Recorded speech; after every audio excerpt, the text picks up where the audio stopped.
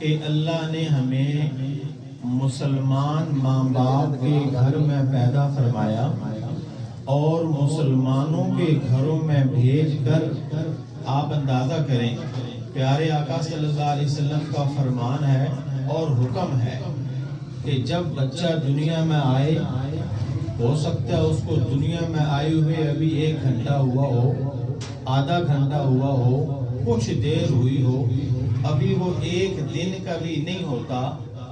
हर बाप अमीर है या गरीब, हर माँ अमीर है या गरीब, सबसे पहला काम क्या करती है? किसी को बुलाओ, इस बच्चे के कान में रब के नाम की अजान सुनाए। ये है मुसलमान की शान कि दुनिया में आया तो आते ही सबसे पहले रब का नाम सुनाया गया। और कितनी बार अल्लाहु अकबर।